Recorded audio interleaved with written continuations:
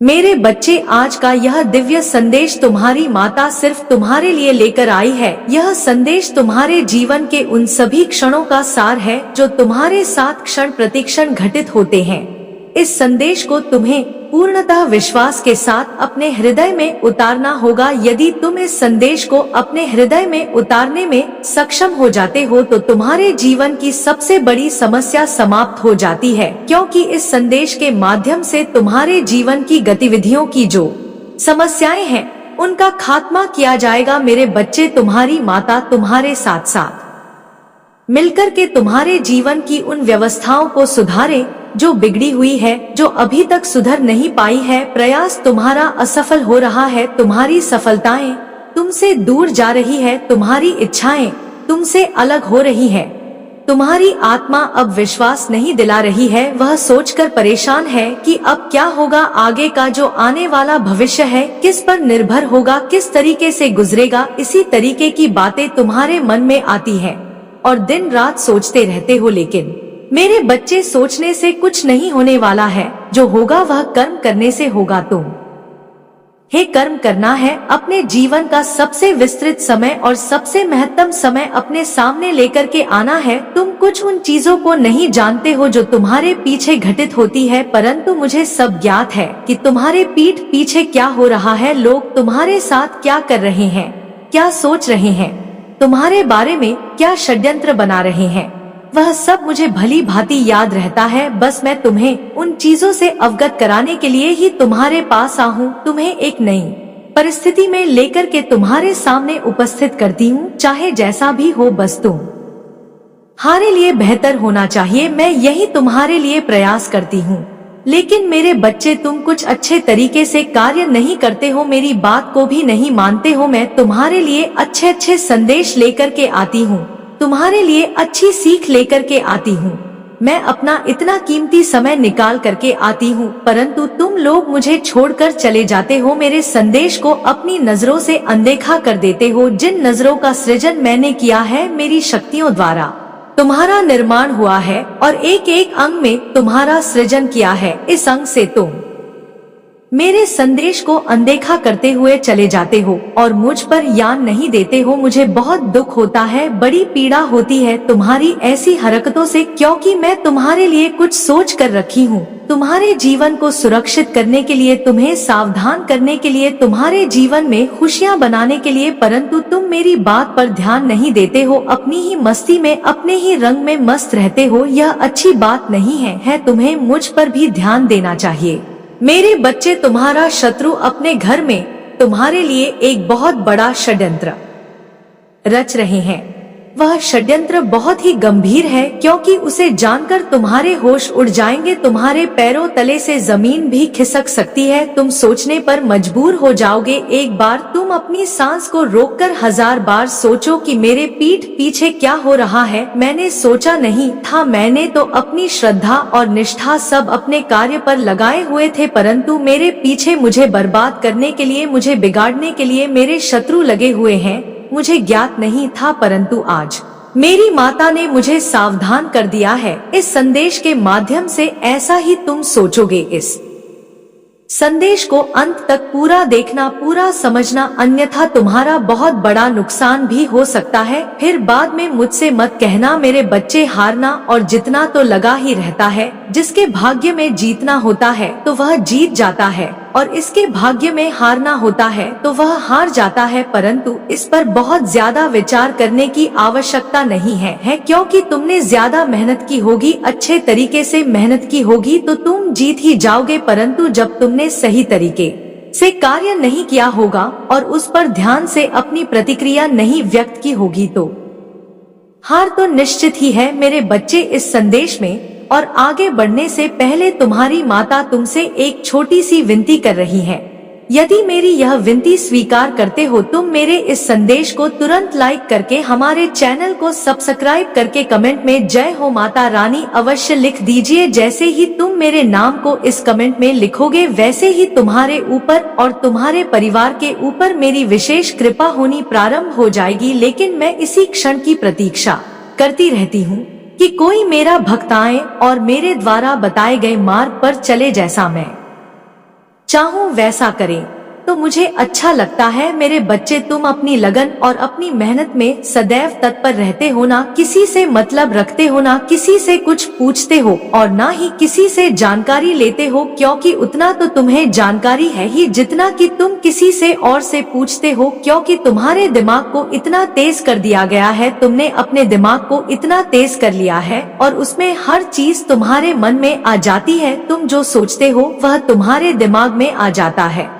यही सबसे तुम्हारे लिए बेहतर है, क्योंकि हर किसी के बस की बात नहीं है। इस प्रकार की सोच को बरकरार बनाए रखना मेरे बच्चे। जीवन में तुम्हारे लिए कुछ भी कठिन नहीं होगा, क्योंकि जब तुम इसी तरीके से कार्य करोगे तो तुम हर तरीके से तरक्की की ओर जाओगे और तरक्की में तुम आगे सबसे आगे होगे, जिसकी वजह से तुम्हारे शत्रु तुमसे पीछे रह जाएंगे। वह तुम्हारे बराबर नहीं कर पाएंगे, क्योंकि उनकी इतनी हिम्मत नहीं है कि वह तुम्हारे जैसा कार्य कर सके, परंतु वह तुम्हारे जैसा कार्य तो नहीं कर सकते हैं, किंतु वह तुम्हें परेशान, तुम्हें बर्बाद और तुम्हारे कार्य में रुकावट तो अवश्य ही कर सकते हैं।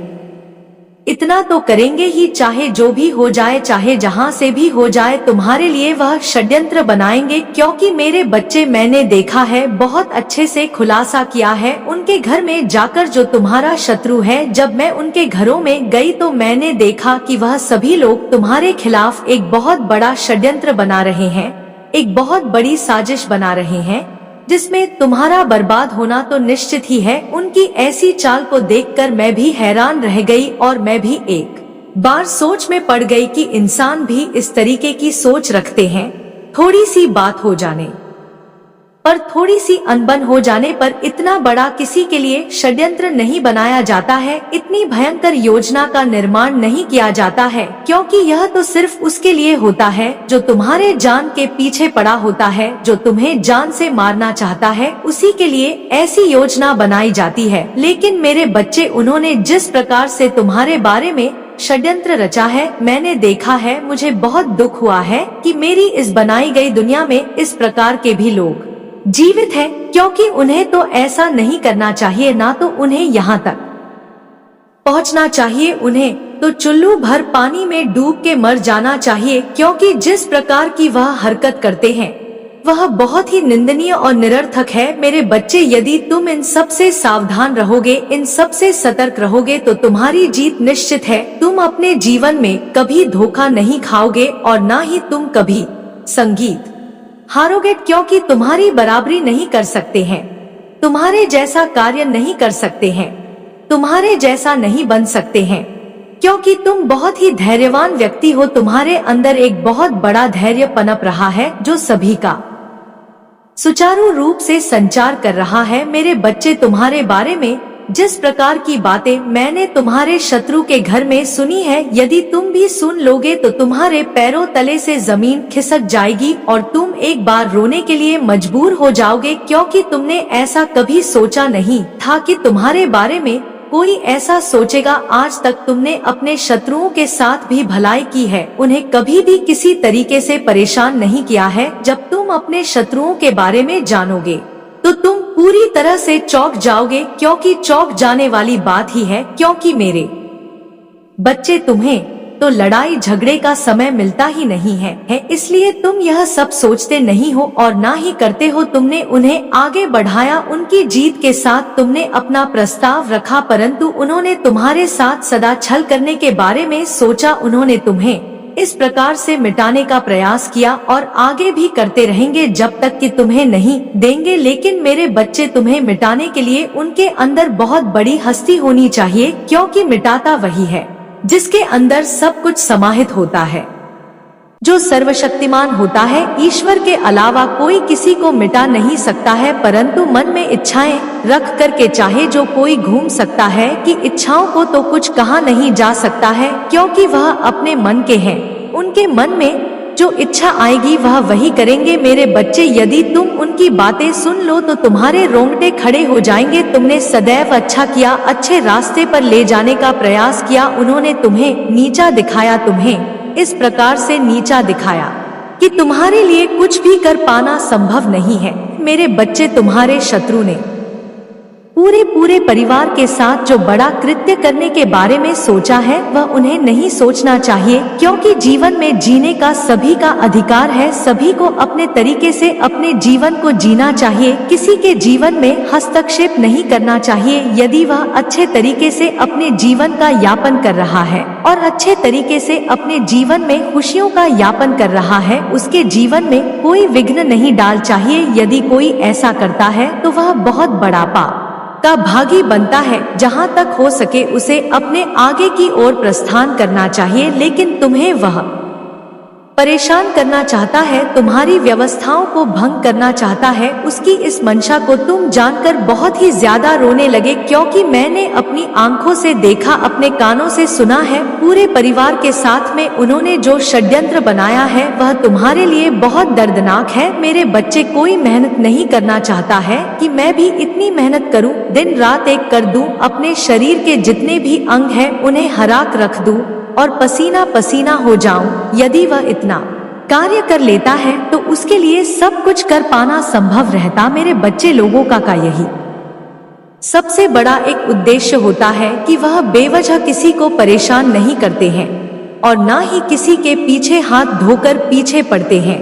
लेकिन अभी भी यदि तुम सतर्क हो जाते हो तो तुम्हारी मुसीबत आसान हो जाएंगी, कम पड़ जाएंगे। तुम्हारी मजबूती तुम्हारे आत्मविश्वास को और ज्यादा बढ़ा देगी, क्योंकि जब तुम उनकी वजह से कार्य नहीं करोगे तो तुम्हारे मन में उससे ज्यादा भी इच्छाएं प्रबल हो जाएंगी और प्रबल विश्वास के साथ तुम कोई कार्य करोगे तो वह बहुत ही प्रबलता से पूर्ण होगा। मेरे बच्चे, मैं यह आश्वासन देती हूँ कि अपने जीवन को खुशियों और रंगों से भर दो। इस प्रकार से अपने जीवन की खुशियों को पहचानते हुए नजर लाओ जैसे कि तुमने कभी सोचा नहीं होगा। मेरे बच्चे, इंसान सभी को कमजोर समझने लगता है कि वह तो कमजोर है, उसे चाहे जैसा भी कहे उसे कोई फर्क नहीं पड़ने वाला है। उन्होंने तुम्हें और तुम्हारे पूरे परिवार को इस प्रकार से परेशान किया है, तुम्हारे कार्य को बाधित किया है। तुम इन बातों को हल्के में मत लेना, क्योंकि तुम्हारे जो शत्रु है तुम्हारे साथ बहुत बड़ा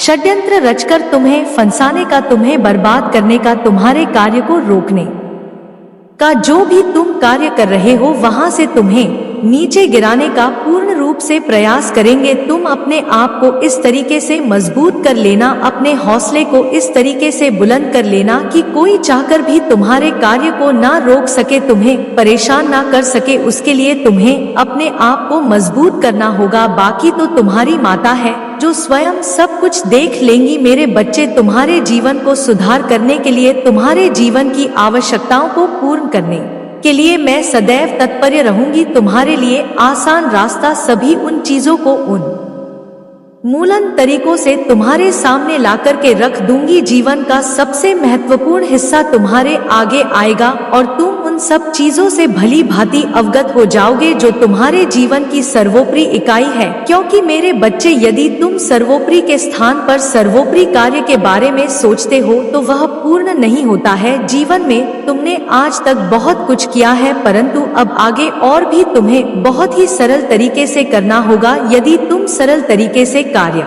नहीं करोगे तो तुम्हारे आगे की जो भी समस्याएं हैं वह खत्म नहीं होंगे और तुम इसी तरह से इधर उधर भटकते रहोगे। इधर उधर के रास्ते को तुम ढूंढते रहोगे, फिर भी तुम्हें कोई रास्ता नजर नहीं आएगा और ना ही तुम्हारे सामने कोई ऐसी परिस्थिति आएगी कि तुम भली भांति उनको पूरा कर सको। क्योंकि जीवन की आवश्यकता सबके लिए होती है, उन्हें पूरा करना सबके बस की बात नहीं होती है। क्योंकि मेरे बच्चे, सब लोग उसे पूरा नहीं कर सकते। प्रयास तो बहुत करते हैं परंतु वहां तक पहुंच नहीं पाते हैं।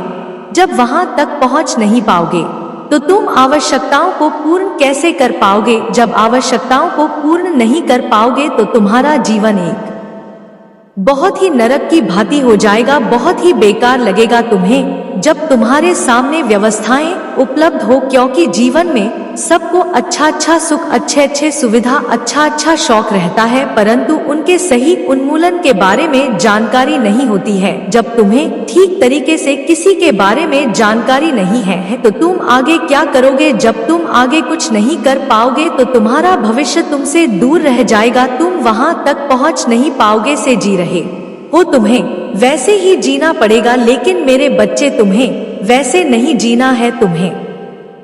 एक नए अंदाज में जीवन जीना है, एक पहचान बनाना है। जब तुम इतना कर लोगे तो तुम बहुत ही सरल हो जाओगे, क्योंकि जीवन में सभी सरल होते हैं, सभी कठिन होते हैं। सबकी अलग अलग अपनी अपनी विचारधाराएं होती हैं, अपने अपने अलग अलग अस्थि होते हैं।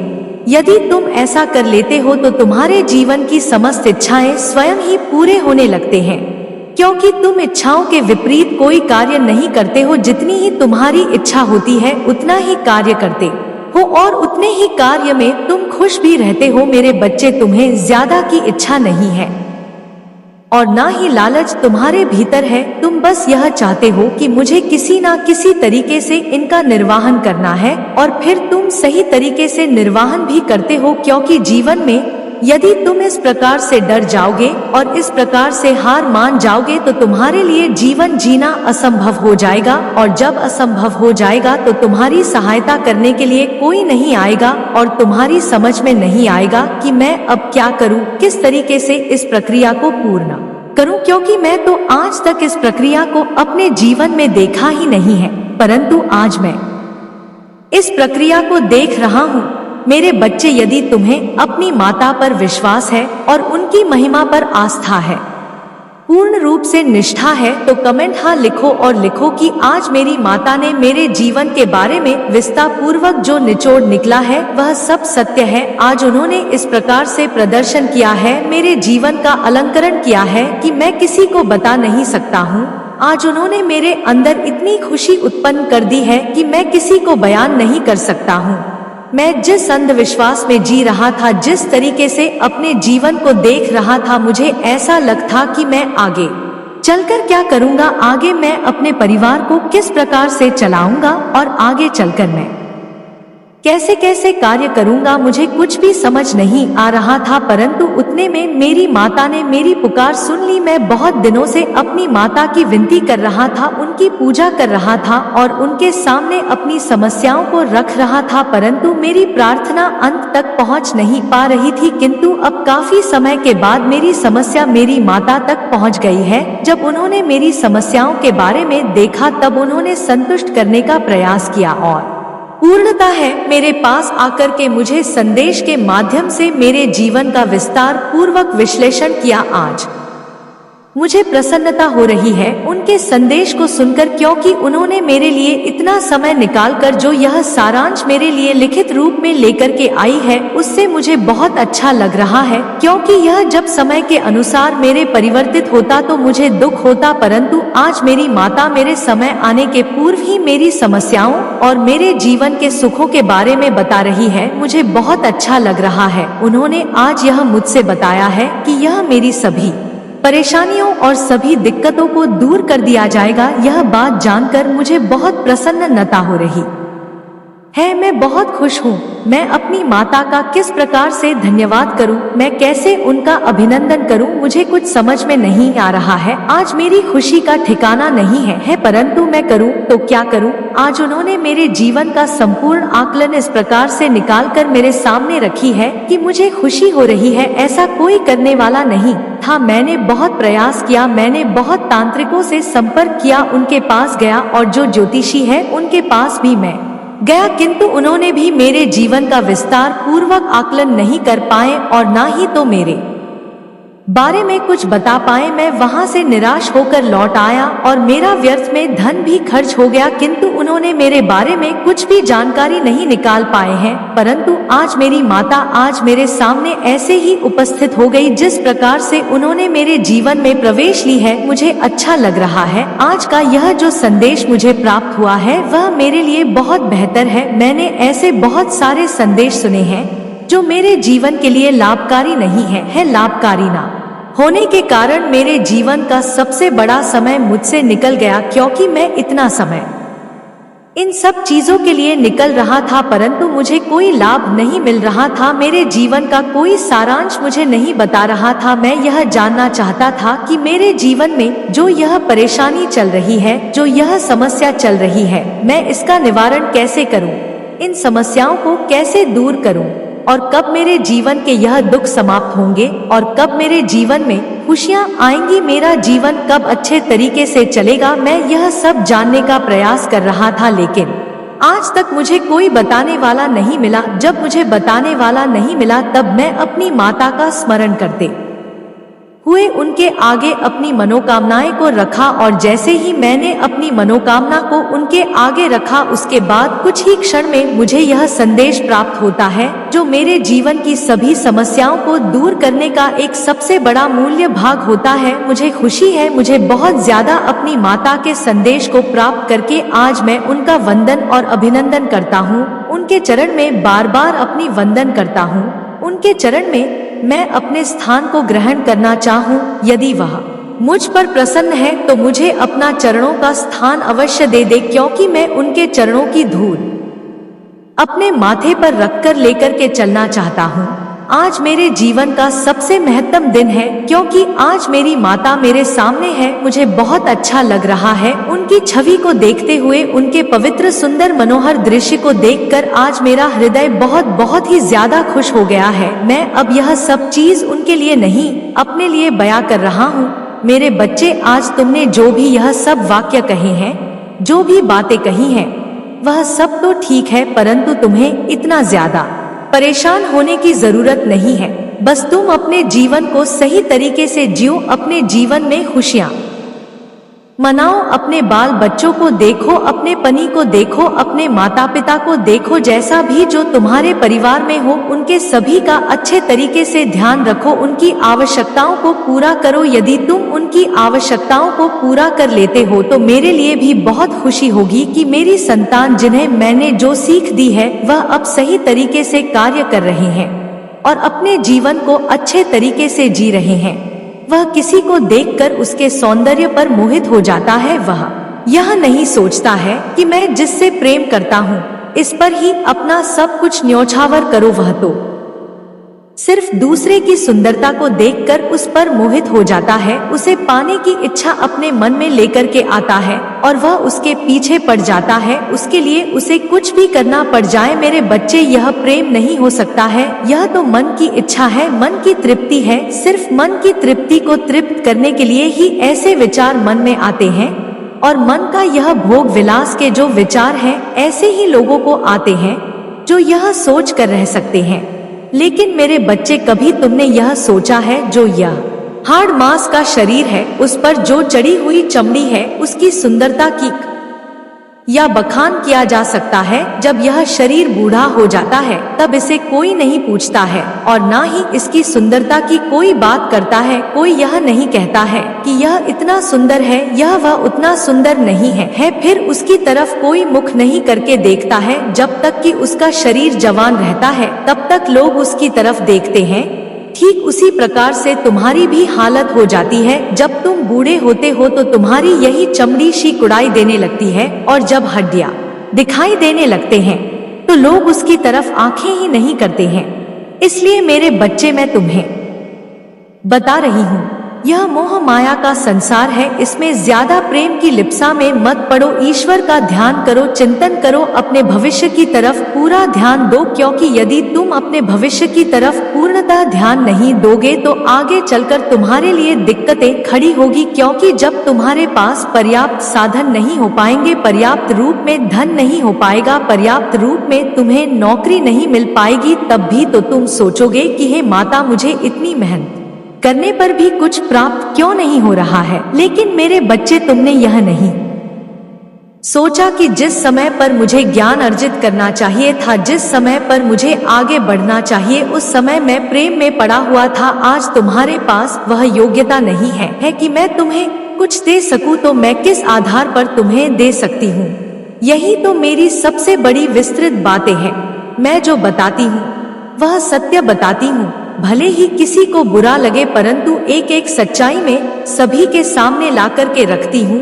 जैसा होता है वैसा ही बताती हूँ, कुछ भी गलत बात नहीं बताती हूँ। मेरे बच्चे, तुमने अपने जीवन में उन सभी चीजों को देखा होगा जो व्यक्ति के जीवन में रुकावटें उत्पन्न करती हैं और उनके मार्ग को रोकते हैं, उन्हें बाधित करने का प्रयास करती हैं, उन्हें नीचा दिखाने का प्रयास करती हैं। यही कार्य यह प्रेम करता है, तुम्हारे कार्य में बाधा बनता है, तुम्हारे मार्ग को रोकता है। आज ऐसी दशा तुम्हारी और उसकी जो हुई है वह इस प्रेम की ही वजह से हुई है।